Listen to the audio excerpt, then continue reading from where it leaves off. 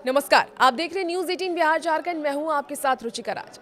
नए साल 2026 की शुरुआत केंद्रीय कर्मचारियों और पेंशनर्स के लिए एक बहुत बड़ी खुशखबरी लेकर के आ रही है। लंबे इंतजार के बाद 1 जनवरी 2026 से 8th पे कमीशन लागू होने जा रहा है। लेकिन सबसे बड़ा सवाल यह है कि आपकी सैलरी कितनी बढ़ेगी। क्या आपका बेसिक पे 18,000 से सीधे 34,000 हो जाएगा? आज के इस वीडियो में हम आंकड़ों और कैलकुलेशन के साथ समझेंगे कि 8th पे कमीशन यानी कि 8वें वेतन आयोग के बाद आपकी इन हैंड सैलरी और पेंशन में कितना उछाल आएगा। चलिए सबसे पहले बात कर लेते हैं फिटमेंट फैक्टर की। फिटमेंट फैक्टर क्या है और क्यों है ये सबसे अहम।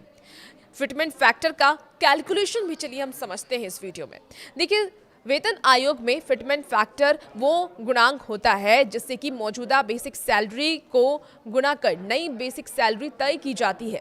महंगाई के साथ कई अन्य पैमानों के आधार पर इसकी गणना की जाती है।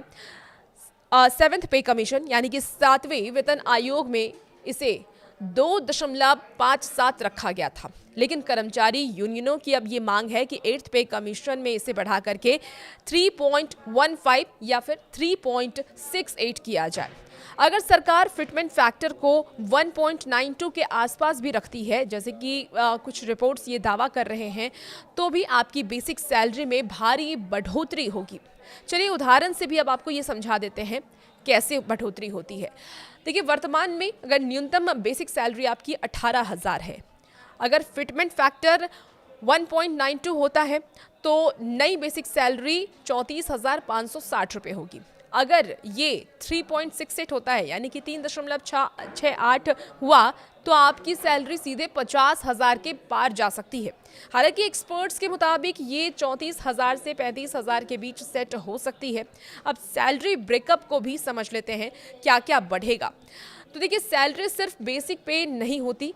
जब बेसिक सैलरी बढ़ती है तो इसका सीधा असर आपके अन्य अनाउंसेस पर भी पड़ता है, जैसे कि डीए, जिसको महंगाई भत्ता भी कहते हैं। नया वेतन आयोग लागू होते ही डीए को बेसिक में मर्ज कर दिया जाता है और फिर से 0% से शुरू किया जाता है।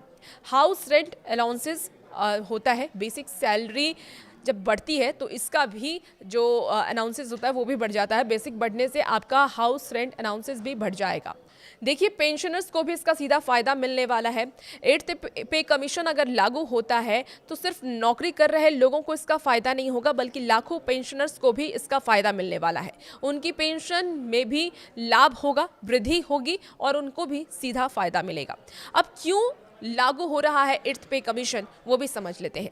देखिए, नियम के अनुसार हर 10 साल में एक नया वेतन आयोग लागू किया जाता है। 7वां वेतन आयोग 2016 में आया था, इसलिए 2026 में 8वां वेतन आयोग नियम के अनुसार लागू होना है। बढ़ती महंगाई और कर्मचारियों की परचेजिंग पावर को बनाए रखने के लिए सरकार वेतन में यह संशोधन करती है। अनुमान है कि इससे लगभग 48 लाख केंद्रीय कर्मचारियों को सीधा फायदा मिलेगा और 67 लाख पेंशन भोगियों को भी इसका सीधा फायदा मिलने वाला है।